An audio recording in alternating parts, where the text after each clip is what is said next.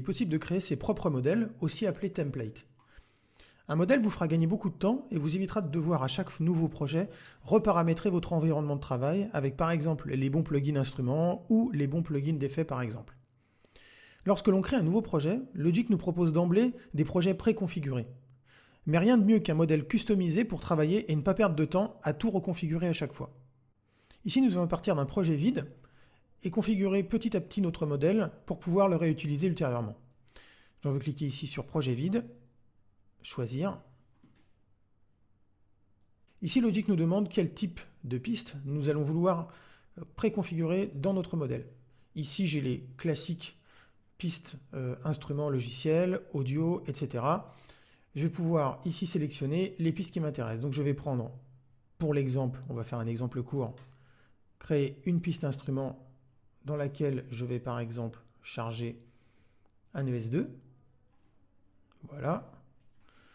On va choisir une sonorité préconfigurée pour l'exemple.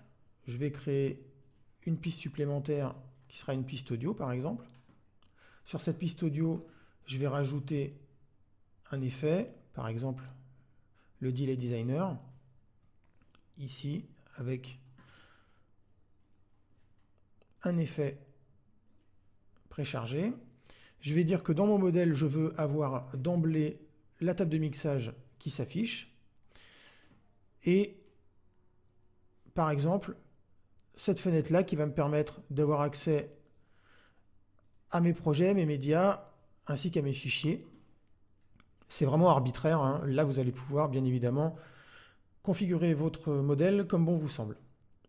Une fois qu'on a fait tous les réglages nécessaires et qu'on est satisfait, on va dans le menu Fichier, Enregistrer comme modèle. On donne un nom à notre modèle.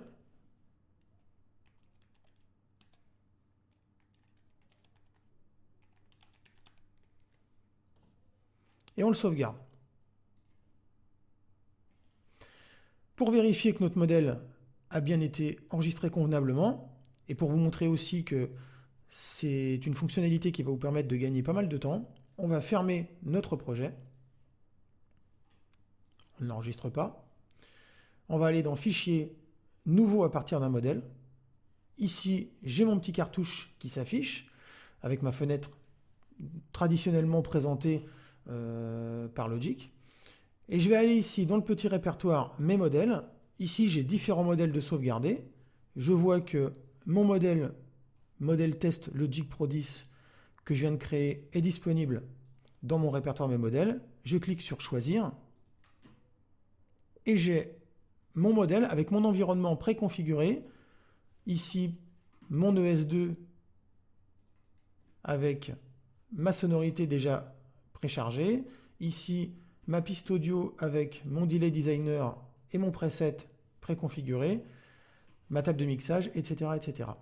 Vous allez gagner quand même un temps assez impressionnant, surtout lorsque vous travaillez sur des sessions qui sont particulièrement importantes, dans lesquelles vous allez avoir plusieurs dizaines de plugins chargés sur des pistes audio, des pistes instruments logiciels, etc., etc. Autre petit détail important, là je vais fermer ce projet. Je voulais vous montrer un petit détail. Ici, vous avez ce petit triangle-là qui vous permet d'avoir accès à une sorte de sous-menu dans lequel vous allez pouvoir préconfigurer certains réglages concernant votre modèle. Si par exemple vous avez l'intention de modifier le tempo, de changer l'armature, la signature rythmique, l'entrée-sortie audio, la fréquence d'échantillonnage, etc., etc. Vous allez pouvoir aussi le faire ici.